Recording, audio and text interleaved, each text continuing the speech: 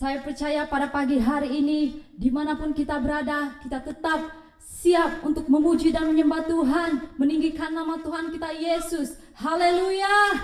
Come on church. Anda bebas untuk memuji dan menyembah Tuhan pada pagi hari ini. Anda boleh duduk, Anda boleh berdiri, tapi pada pagi hari ini kita mau tetap semangat untuk memuji Tuhan kita. Amin. Come on. Woo! Hey.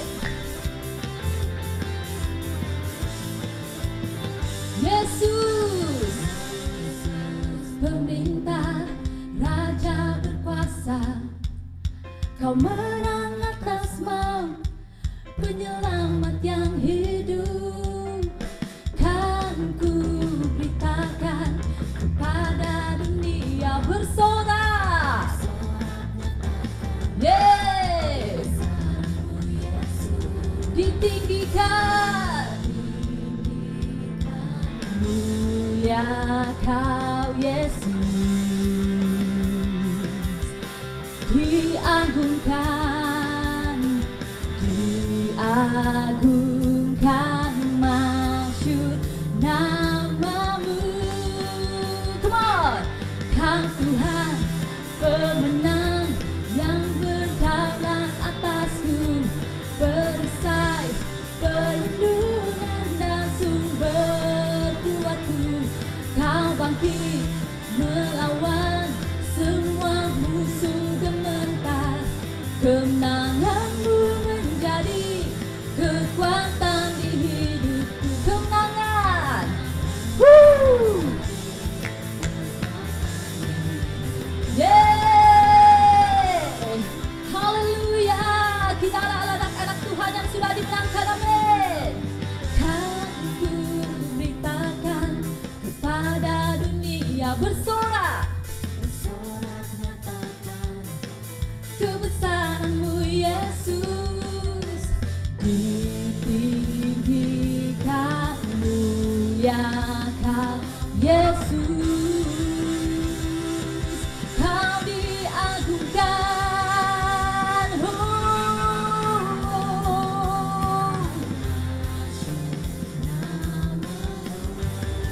Come on, Kau Tuhan pemenang yang berdaulat atasku, perisai, perlindungan dan sumber kuatku. Kau bangkit melawan semua musuh gementar. Kemenangan-Mu menjadi kekuatan di hidupku. Kemenangan-Mu menjadi kekuatan di hidupku. Woo! Hallelujah!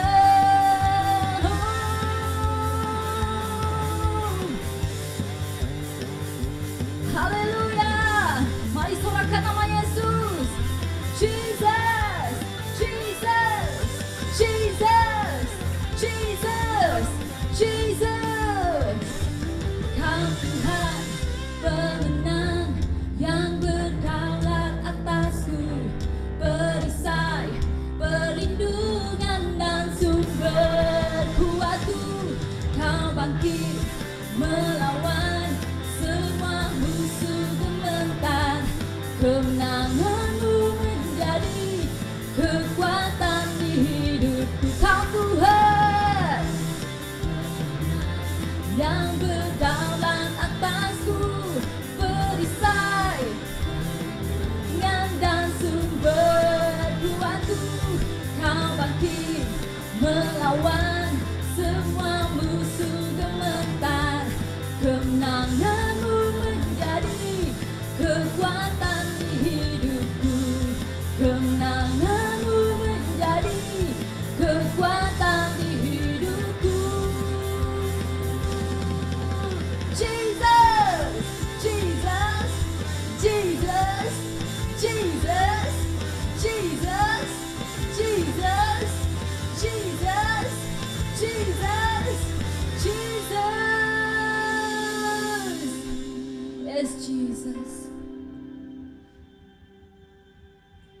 Haleluya Tuhan. Mari jemaat pada pagi hari ini We surrender our life to Jesus. Dengan sungguh-sungguh kita katakan bahwa Yesus itu adalah Tuhan. We were meant to worship Jesus. We were meant to embrace Jesus. Yes,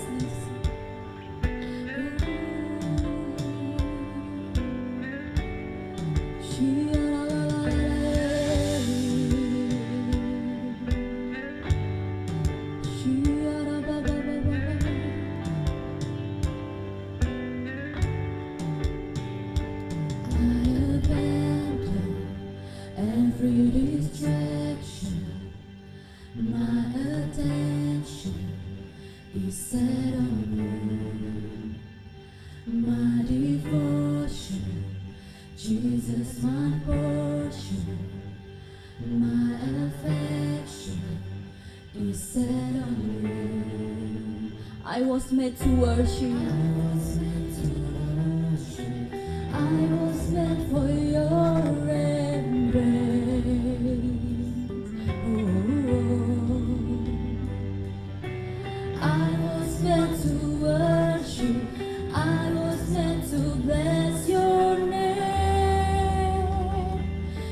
church, lift up your hands. I will bless the Lord at all times. I will bless the Lord at all times. I was meant to worship. I was meant to bless your name.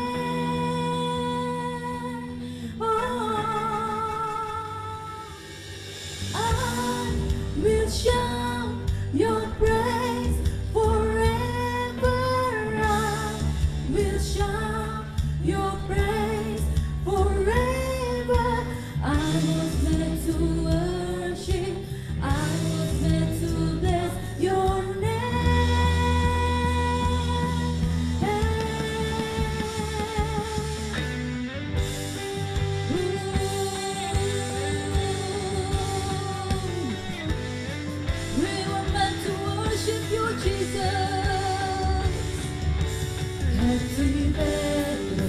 By your goodness, O Lord, overwhelmed by your majesty, swept away your holy presence, giving over all of me. I was meant to worship. I was meant for your embrace.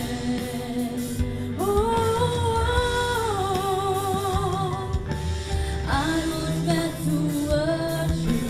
I was meant to bless your name.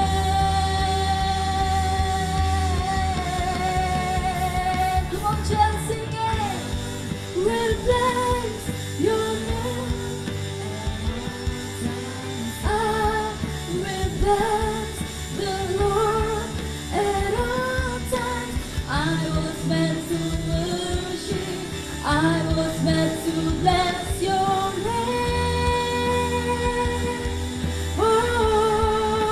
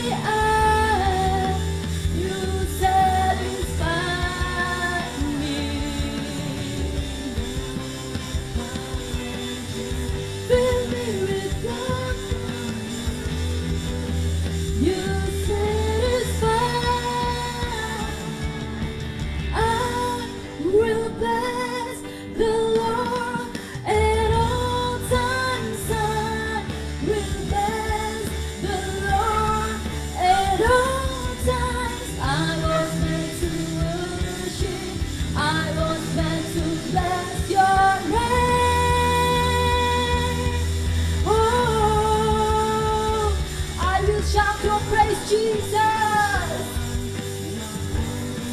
Forever I will shout your praise.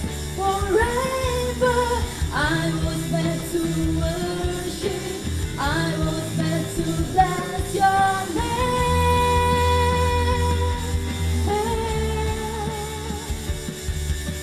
I was meant to worship. I was meant to embrace.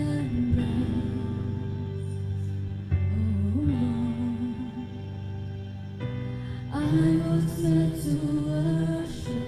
I was meant to bless your name.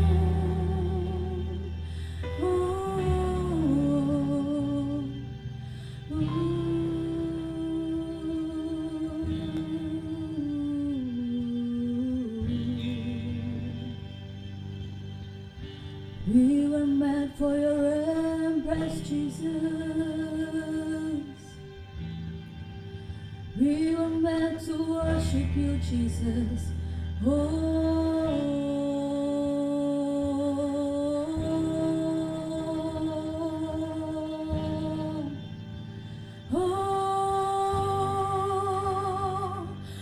were meant to worship you. Yes, Jesus, we were meant to worship you.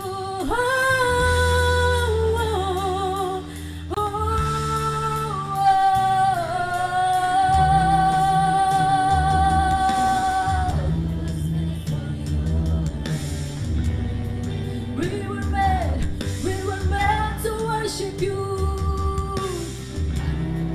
To worship, I was meant to bless your name. Come on, just sing it. I will bless the Lord at all times. I will bless the Lord at all times. I was meant to worship. I was meant to bless your name. Oh, I will shout your praise, Jesus. Forever I will shout your praise. Forever I was meant to worship. I was meant to bless your name.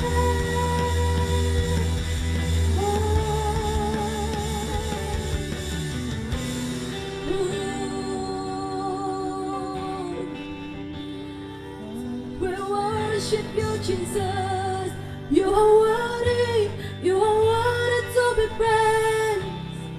There is none like you, Jesus. There is none like you, Jesus. Thank you, Jesus. Hallelujah.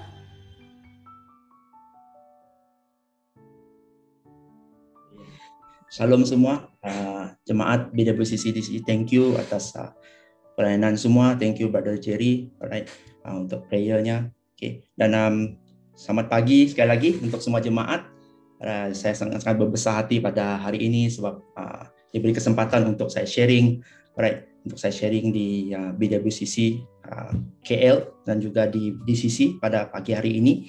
Dan ya, kita masih lagi di dalam kita punya tema kita pada bulan ini, right? Tema kita pada bulan ini, saya rasa ini adalah minggu terakhir kita untuk mendengarkan tentang satu siri khotbah Glow, right?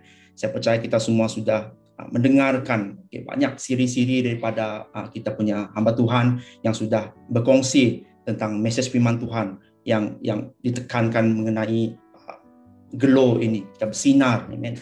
Dan pagi hari ini juga saya ingin meneruskan sebuah khotbah, sharing yang bertajuk You Will Live, right? Dan saya harap ini dapat kita sekali lagi untuk kita terus menyelami tentang firman Tuhan untuk kita semua, untuk kita terus kuat, untuk kita terus teguh, untuk kita tahu basic, the foundation, untuk kita menjadi orang yang bersinar di dalam Tuhan. Alright. Dan sebelum itu mari kita berdoa. Haleluya ya Tuhan Yesus. Terima kasih ya Tuhan Yesus atas kesempatan pagi ini Bapa Engkau berikan bagi kami ya Tuhan Yesus. Terima kasih ya Bapa, Engkau telah mengumpulkan kami Tuhan Yesus untuk kami bersekutu sekali lagi Tuhan. Kami percaya Bapa, kami ingin mendengarkan Tuhan message daripada firman-Mu ya Tuhan Yesus untuk kami terus mengerti ya Bapa isi hati-Mu pada pagi hari ya Tuhan Yesus. Kami serahkan semuanya Bapa, Engkau buka pikiran kami, hati kami Bapa, untuk kami menerima Bapa setiap apapun yang Kau ingin ucapkan ya Tuhan Yesus lewat hamba-Mu ya Bapa. Thank you Lord Jesus. Terima kasih Tuhan. Kami serahkan semuanya di dalam nama Tuhan Yesus. Amin. Okay. Haleluya. Alright. Ya, pagi hari ini saya ingin membawa kita ingin membaca satu ayat di dalam Amos. Okay. Di dalam Amos 5 ayat yang keempat hingga ke-6. Alright. Dan saya ingin membacakan bersama di screen. Okay. Sebab beginilah firman Tuhan kepada kaum Israel. Carilah aku, maka kamu akan hidup. Janganlah kamu mencari Betel. Janganlah pergi ke Gilgal. Dan janganlah menyeberang ke Berseba. Sebab Gilgal pasti masuk ke dalam pembuangan dan Betel akan lenyap. Carilah Tuhan, maka kamu akan hidup. Supaya janganlah memasuki keturunan Yusuf bagaikan api yang memakannya habis dengan tidak ada yang memadamkan bagi Betel. Alright. So ini ayat firman Tuhan, okay, daripada Amos 5, 4 hingga 6. Okay. Bila kita membaca ayat ini, ada 3 hal penting. Okay. Ada 3 hal penting dalam pembacaan kita tadi yang merupakan peringatan, okay, daripada Tuhan yang disampaikan kepada bangsa Israel, dan peringatan tersebut juga menjadi satu seruan pada zaman kita sekarang ini. Okay. Dan tiga peringatan yang ingin saya katakan di sini adalah carilah aku. Hari ini topik kita mengenai you will live. Kamu akan hidup. Kamu akan hidup. Alright. Dikatakan di sini carilah aku. Saya letakkan dalam kurungan Allah di sini. Kamu akan hidup dan jangan kamu mencari Betel. Sebab jangan pergi ke Gilgal dan jangan menyeberang ke Berseba. Okay. Saya highlightkan 3 poin di sini. Okay. Carilah aku. Okay. Ini message yang pertama sekali. Yang keduanya, saya ingin highlight di sini, kamu akan hidup. Dan yang ketiganya adalah, jangan kamu mencari Betel. Jangan kamu pergi ke Gilgal. Dan jangan menyeberang ke Berseba. Dan pengertian kita mencari ini sangat spesifik. Maksudnya kita berusaha untuk mendapatkan. Okay? Untuk kita mendapatkan. Untuk kita menemukan. Okay? Dan untuk kita memperoleh. Maksudnya bila kita cakap pasal mencari ini, kita ada satu effort di sana untuk kita menemukan sesuatu. Untuk kita mendapatkan sesuatu in order untuk kita memiliki dia. Amen.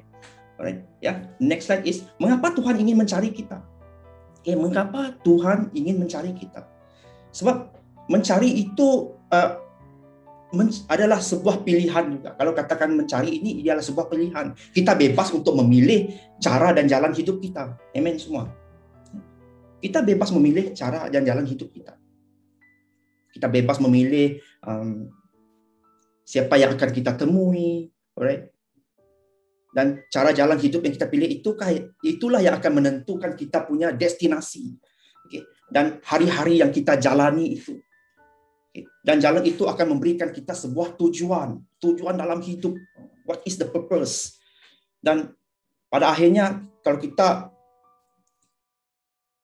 sudah jumpa jalan-jalan yang itu, maksudnya itu akan memimpin kita ke sebuah perhentian. Okay? Ke sebuah perhentian. Alright. Dan daripada firman Tuhan tadi katakan, carilah Allah. Kenapa dia cakap carilah Allah? Okay. Semua tempat yang istimewa tadi kan yang kita dengarkan tadi, Betel, apalagi Gilgal, Berseba tadi menjadi popular. Karena Tuhan yang menyatakan kemuliaan dia. Bukan that specific place. Bukan. Okay. Ini yang Tuhan mau katakan di sini. Okay. Semua tempat itu sangat istimewa. Betel, saya akan ceritakan sebentar lagi. Betel, Gilgal, dan Berseba ini menjadi popular. Harus kita ingat menjadi popular disebabkan apa? Bukan sebabnya apa yang ada di sana.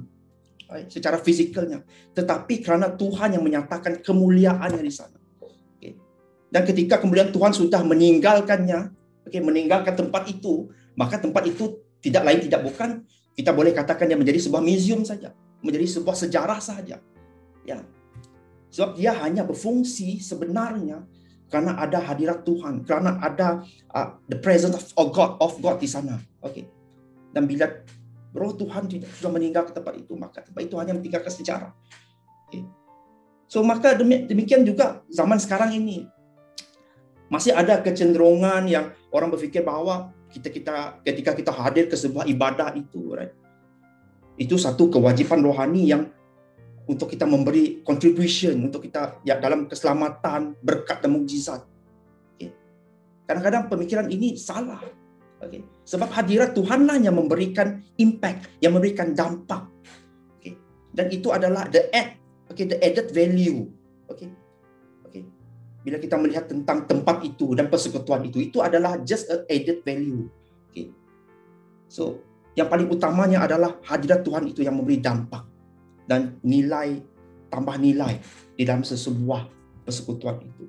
Dan seringkali kesalahan terjadi ketika satu tempat itu dianggap memberi lebih banyak impact daripada tempat lain. Paling bagusnya bila mau lagi impact, dia berikan nama tempat itu, mungkin dia bagi nama lebih rohani seperti itu. Wah, rumah Tuhan, mungkin orang panggil dia rumah Tuhan, di mana Tuhan bekerja berbandingkan tempat-tempat yang lain. Seperti di supermarket, ataupun di bilik Anda sekarang ini, ataupun di rumah Anda sekarang ini. Ya. Tidak benar sebenarnya. Sebab di mana hadirat Tuhan itu berada, di sanalah tempat yang memberikan impact kepada kita. Dan karena Allah pasti sanggup bekerja dimanapun dia berkenan. Tetapi seringkali iblis ini dia selalu mengambil kesempatan. Iblis ini dia sangat bijak. Itu dia punya modus operandi. Untuk mengambil kesempatan mudah menipu bahwa disitulah tempat istimewa yang sangat luar biasa. Karena ada satu peristiwa yang terjadi di sana. Karena ada satu hal yang sudah berlaku di sana. Maka itulah tempat yang luar biasa. Tanpa kita mengira bahwa Tuhan itu hadir atau tidak di sana ketika itu. Ya, tempat itu mungkin sudah dijadikan tempat kita berjudi, tempat kita buat hal yang tidak berkenan di mata Tuhan. Maka bukan lagi tempat kehadiran Tuhan. Saya ingin ambilkan poin, kamu akan hidup. Merujuk kepada firman Tuhan tadi kan, you will live. Kamu akan hidup. Merujuk kepada satu keadaan di mana Tuhan berkenan, senang untuk ditemui. Bahkan ada satu jaminan daripada Tuhan bahwa setiap orang yang mencari Tuhan pasti akan menemukan Dia, pasti akan membolehi hidup. Amen. Saya ingin kita bawa dalam Yeremia 29 ayat yang ke-13. Yeremia 29 ayat ke-13 dikatakan, apabila kamu mencari aku, kamu akan menemukan aku. Apabila kamu menyatakan aku dengan segenap hati. Amen. Alright. Selama masih ada waktu ini, selama masih ada kesempatan seperti ini, carilah Tuhan. Kita mau mencarilah Tuhan. Kita mau glow kan? Kita mau glow. How can we glow if we ourselves masih berkompromi dalam hal-hal mencari Tuhan? Alright. Saya katakan ini bukan kita specifically kita buat benar-benar duniawi, tapi kadang-kadang kita ke gereja sekalipun. What is our purpose? Apakah pelayanan kita itu yang kita lakukan itu, what is our purpose actually? Kita harus tahu apakah tujuan kita melakukan hal itu. Hari-hari ini adalah hari perkenanan Tuhan dan kita tidak dapat hidup tanpa Tuhan. Sebab itu dikatakan carilah Tuhan, maka kamu akan hidup.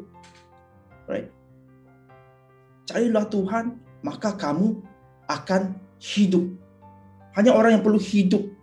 Hanya orang yang perlu hidup, maka dengan segala kerendahan hati mau mencari Tuhan. Kita ingin mendapatkan perkenanan Tuhan, kita ingin hidup, kita berkenan kepada Dia. Sebab hari Tuhan makin dekat. Jangan mencari battle. Jangan pergi ke Gilgal. Dan jangan menyeberang ke Bethsiba. Itu poin yang kedua tadi kan. Saya ingin ceritakan di sini bahwa battle ini, apa maksud battle ini? Kita tahu kan battle church, battle worship, battle music. Bethel ini katanya daripada sebuah bahasa yang bererti rumah El, rumah Allah, rumah Tuhan. Kita mau dia lebih spesifik, rumah Allah. Dan bahasa Ibrani dia, kalau digabungkan dia Bethel ini adalah bait Allah, yang berarti bait Allah. Kenapa Tuhan mengatakan, kenapa dikatakan jangan mencari Bethel? Kenapa mencari Bethel? Pada awalnya kalau kita tengok sejarahnya, Bethel ini adalah sebuah tempat yang memiliki banyak peristiwa-peristiwa penting yang terjadi. Di Bethel inilah Yakub.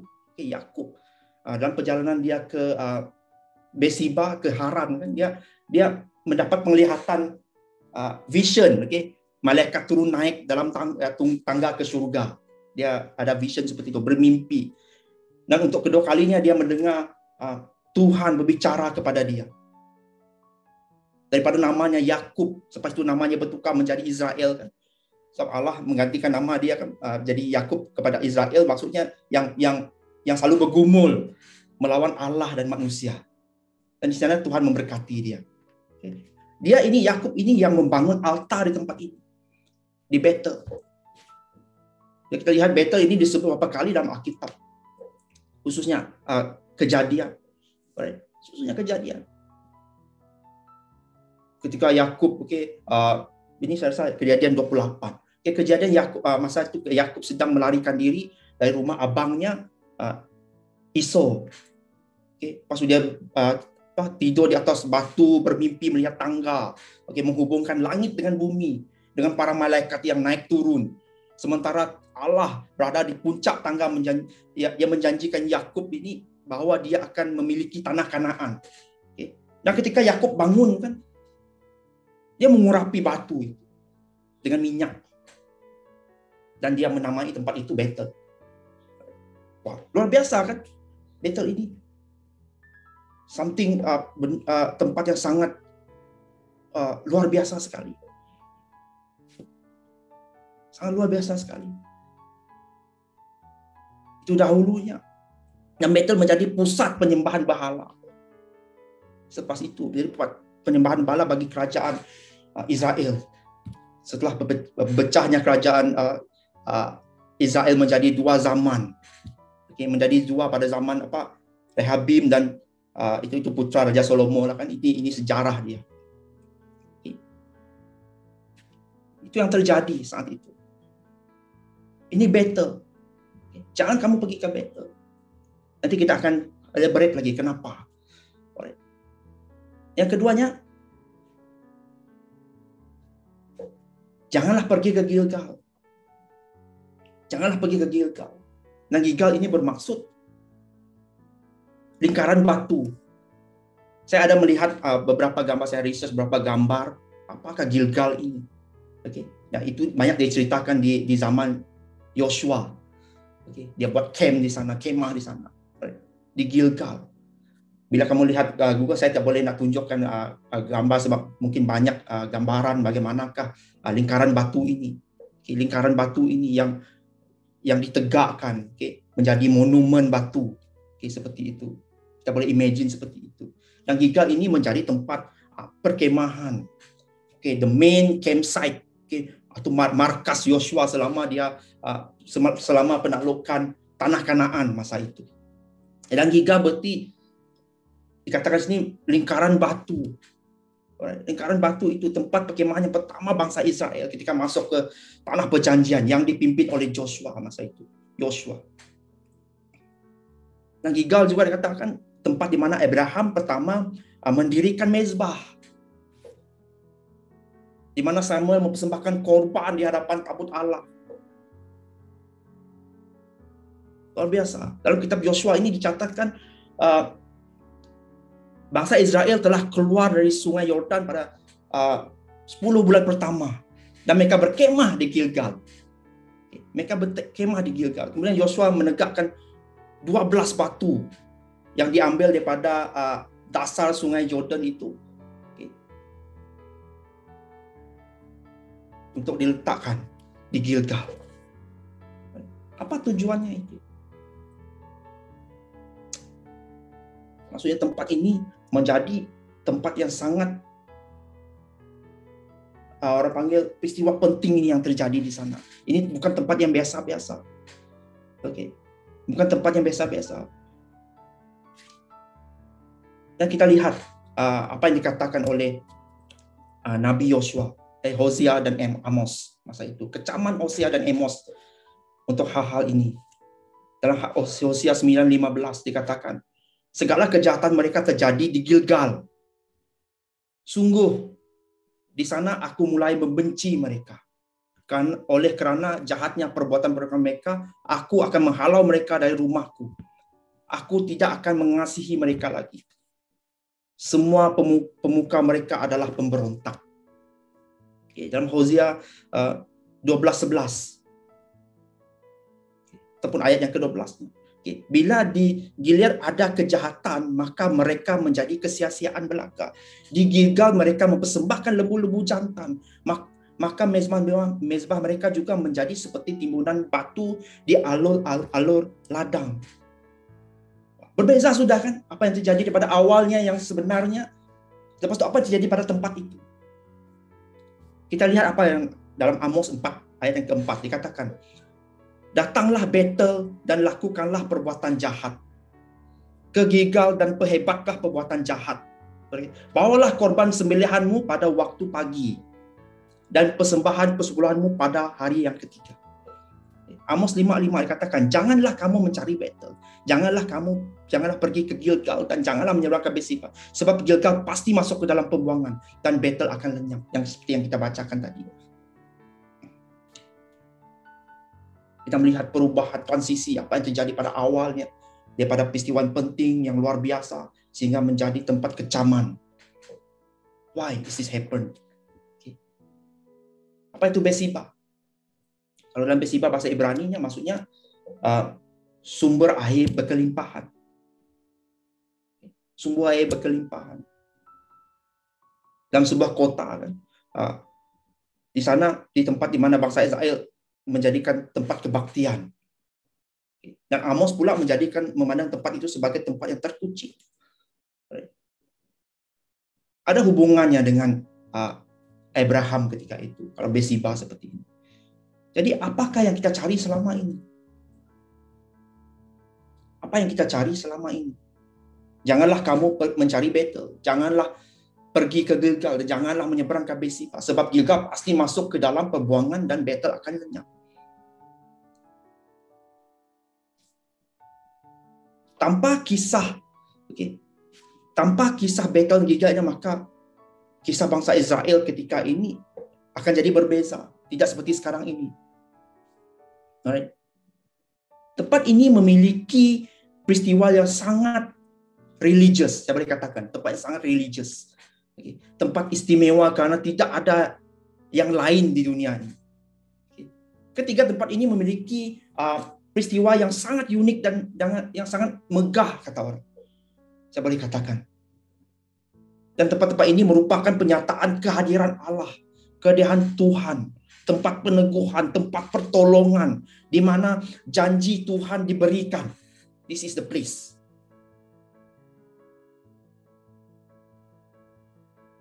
Apa yang terjadi pada tempat-tempat ini? Barisan firman berikutnya dikatakan dalam firman Tuhan tadi yang seterusnya mengatakan bahwa sebab Gilgal pasti masuk ke dalam pembuangan dan Betel akan lenyap. Mengapa? Sebab pada perkembangan sejarah berikutnya tempat istimewa ini sudah menjadi tempat pusat penyembahan berhala. Benar. Betel menjadi tempat penyembahan berhala. Kesia-siaan yang terjadi di sana. Dia akan lenyap, maksudnya tidak akan artinya lagi. Dia tidak memberikan arti apa-apa lagi. Karena Betel kemudian menjadi tempat pemujaan berhala yang terulung, pusat berhala yang sangat kuat. Rumah Tuhan itu menjadi tempat di mana dilakukan perbuatan-perbuatan yang tidak benar. Gilgal dan Berseba pula dalam zaman Amos hidup menjadi tempat berhala. Bukan lagi tempat menjadi berkat mengalir, bukan lagi menjadi sumber air berkelimpahan, tidak lagi. Masalah yang terjadi Orang Israel ini dia membayangkan bahwa kehadiran Allah di masa lalu adalah jaminan kehadiran dia masa sekarang. Seperti itu. Dia pikirkan apa yang terjadi di dulu ini adalah jaminan bahwa Tuhan hadir tetap sekarang ini. Okay. So, banyak orang berduyun-duyun, banyak orang ke gereja, bukanlah ukuran untuk Tuhan berkenan atas ibadat umatnya. Oke, untuk kita yang orang yang percaya ini. Bukan. Kita berduyun tentang gereja. Wah, sudah lambat ini, sudah lambat. Hey, I want to ask you, what is your purpose? Okay. Apakah tujuan kamu mengikuti ibadah?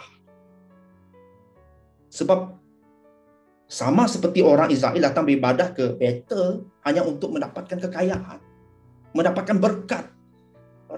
Banyak orang datang ke gereja dengan motivasi untuk mendapat berkat kekayaan daripada Tuhan, atau melihat status, atau melihat kewibawaan, atau melihat kita punya pengaruh itu. That's why we come to church. Ya, saya tidak menghakimi siapa ini adalah yang terjadi saat ini, yang harus kita jauhi. Right? Kita datang ke gereja, namun bukan menikmati ibadah itu sebagai satu kesukaan kita.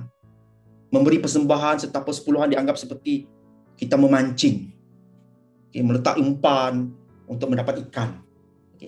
Wah, silap betul. Itu yang terjadi yang saya ceritakan tadi. Itu yang terjadi. Dan Tuhan tidak berkenan dengan hal ini.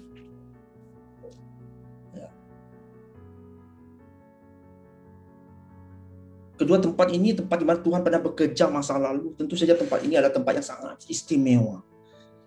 Tempat yang dikuduskan. Tetapi di zaman yang berikutnya menjadi tempat di mana Tuhan tidak berkenan. Hukuman pasti terjadi. Yesaya 5:56 dikatakan, carilah Tuhan selama ia berkenan ditemui.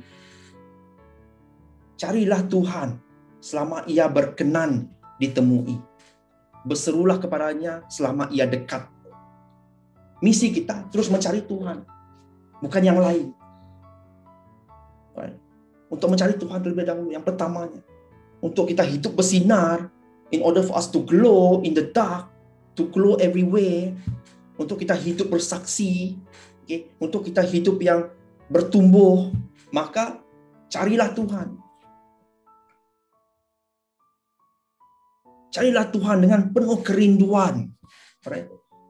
Sumpamanya orang yang haus berada di padang gurun kan, bila dia tengok ada tumpukan air di sana, wah, hilang dahaganya. Seperti orang yang lapar, dia mau makan.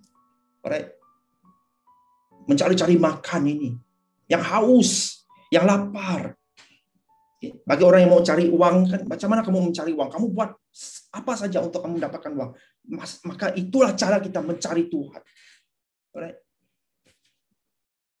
Ada dua hal yang dicari oleh bangsa Israel. Ada dua hal yang dicari oleh bangsa Israel. Dan saya boleh katakan, manusia sejagat kita ini. Saya dan kamu. Itu yang pertamanya, Pak. Mencari Tuhan. Mereka pergi ke masa Israel pergi ke Betel, ke Gilgal, ke Berseba ini kan, yaitu tempat penyembahan kan, untuk mempersembahkan korban syukur kepada Tuhan. Namun walaupun mereka pergi ke tempat itu, mereka on the way pergi ke tempat itu, dikatakan firman Tuhan, carilah aku. Dia ada reminder di sana. Oh, saya mau pergi gereja hari ini. Motivasi kita nih, mau pergi ke gereja hari ini, besok. Oh. Ingat, Tuhan letaklah pikiran kita masa itu. Berbisik dengan kamu, carilah aku. Oh. Dan kita punya motivasi kita berbeza, purpose kita berbeza. Dan kepenuhan kita itu akan diisi dengan berbeza sekali. Berbandingkan kita pergi, just pergi. Ataupun ada motivasi yang lainnya, yang sudah saya sampaikan tadi. Ada banyak kan motivasi yang salah. Pikiran umat Israel, jika sudah menyampaikan korban syukur itu kan, melakukan perjalanan ke tempat suci, sudah cukup dikatakan mencari Tuhan. Wah, ini saya tidak bersetuju. Ini saya kurang bersetuju dengan hal seperti ini. Sudahlah, saya sudah pergi ke church kan, saya sudah join Zoom meeting hari ini. Saya sudah join breakfast with Pastor Perry hari ini. Saya sudah join the JG hari ini. Cukuplah. Adakah kamu mencari Tuhan? Tanya diri kita sendiri. Sebab nyatanya Tuhan tidak menerima pujian, persembahan yang mereka berikan. Ya. Sebab mereka itu, ataupun kita ini melakukan bukan daripada segenap hati kita. Dan bukan daripada perbuatan dan iman kita. Dan terbeban untuk saya katakan bahwa mereka ini sedang mencari something else selain Tuhan. This is the basic thing. Kalau kita mau, kita bersinar di hadapan ramai orang. Bersinar di tempat kerja kita. Bersinar di tempat pelayanan kita. Bersinar dengan apa yang kita lakukan, dengan pekerjaan tangan kita. The purpose in our heart itu yang matters sekali. Adakah kita ini mencari Tuhan? Adakah kita ini melakukan kerana Tuhan? Alright. Adakah kita ini melakukan kerana Tuhan? Dalam kehidupan kita saat ini, kekristenan itu kan, kekristenan itu boleh dibahagikan ke beberapa, mungkin saya bagikan kepada 3 lah. Kekristenan kerana mungkin kebiasaan kita. Kekristenan yang kebiasaan. Supaya kita tidak dikatakan tidak beragama. Alright. Just letaklah agama supaya senang untuk isi borang. Alright. Kadang-kadang mau datang ke gereja, datanglah. Kalau tidak mau datang ke gereja, persekutuan Zoom, kita punya gereja fizikal, datang-datanglah, tidak datang tidak apalah. Kebiasaan. Ataupun kekristenan yang formal. Okay. Supaya kita boleh datang ke gereja, supaya kita dapat memberi persembahan seperti itu, kita mendengar firman tanpa kita memahami, just mendengar saja, masuk angin, keluar asap, memperhatikan, tetapi kita tidak melakukan. Wah, informal lah, dia just a formal Christian, ataupun Christian yang saya percaya kita semua ini Kristen yang benar, mendengar dan melakukan firman Tuhan. Amen. Right. Dan hal yang kedua, mereka mencari kesenangan, mereka mencari kehidupan. Okay. Tuhan mengecam perbuatan umat Israel yang tidak lagi mencari kehidupan daripada Tuhan. Okay. Tidak mencari kehidupan daripada Tuhan. Mereka beribadah kepada Tuhan hanya kebiasaan, secara formal saja. Sebab dalam kehidupannya tidak terlihat lagi sebagai umat yang takut kepada Tuhan, tidak lagi nampak seperti itu. Okay. Mereka berfikir bahwa mereka dapat hidup dengan bahagia, dengan penuh kekayaan. Walaupun mereka sedang hidup dalam kecurangan, hidup dalam penyembahan berhala, hidup dalam penindasan orang lain. Asalkan mereka datang, memberi persembahan, memberikan apa yang mereka miliki itu, tanpa purpose yang benar, cukup. Wah, itu dikutuk. Tuhan memberikan kita kebebasan untuk kita bersuara, berfikir, berbuat atas apapun yang kita buat atas kehidupan kita ini. Namun apapun, carilah aku. This is the key things yang memberikan kita hidup. Yang memberikan kita hidup. Right? Yang memberikan kita hidup. Amen. Dan this is very important. Ini sangat penting, untuk kita menjadi anak-anak Tuhan yang bersinar. Orang kelihatannya bersinar. Sebab we have the purpose why we need to do this. Kita melakukan. Ya, kita dengar banyak motivasi, banyak untuk kita lakukan ini supaya kita dapat memperoleh berkat yang lain. Kita harus berbuat baik kepada ramai orang supaya nanti kita hidup lebih harmoni, prosperous. Tanpa kita mengerti bahwa the foundation daripada semua hal ini adalah mencari Tuhan. Ya, Amos, pembacaan dalam Amos tadi benar-benar sangat bermakna. Untuk kita sebagai umat yang percaya. dalam kita menjalani hidup kita ini. Alright. Kita harus tukar mentality kita. Why we need to go to church? Kenapa kita melayani? Kenapa kita melakukan apa yang kita lakukan saat ini? Mungkin kita sudah bersedih. Oh, kita tidak ada damai dalam kita melakukan hal itu. Why? Back to the basic. Adakah kita mencari Tuhan? Dan bila kita sudah tahu the purpose, the real purpose kita berbuat hal itu dalam pelayanan kita, walaupun tidak lari beban itu, memang akan ada bebannya dalam pelayanan. Tidak kira kamu seorang pastor, tidak kira kamu seorang yang ketua departemen, ataupun ketua dalam keuangan, ketua dalam cakap sajalah apa saja ketua. Banyak bebannya. Tapi damai Tuhan itu pasti akan menyertai kamu. Okay. Jika kita ada Tuhan dalam hati kita. Because itulah yang kita cari selama ini. Right? Yang kita mengucapkan, wah selamatlah. Okay. Aku baik. Okay. Terangku bercahaya. Oh, aku ini kesaksian yang baik di tempat kerjaku. Ya. Namun buktikan. Okay. The next slide. Buktikan. Buktikan bahwa kita membawa cahaya itu. Macam mana kita buktikan? Adakah kita memiliki Tuhan dalam hidup kita? Ada banyak pakar motivasi yang tidak ada Tuhan dalam diri mereka. They live on the motivation. Ini benar.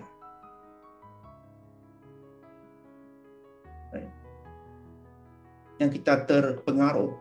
Ya, it's good to hear something good dekat telinga kita nih. Wah, saya pun suka mendengar benda-benda yang baik, wah, yang sangat makmur di pikiran saya. Tapi at the end of the day, it's God who give us peace.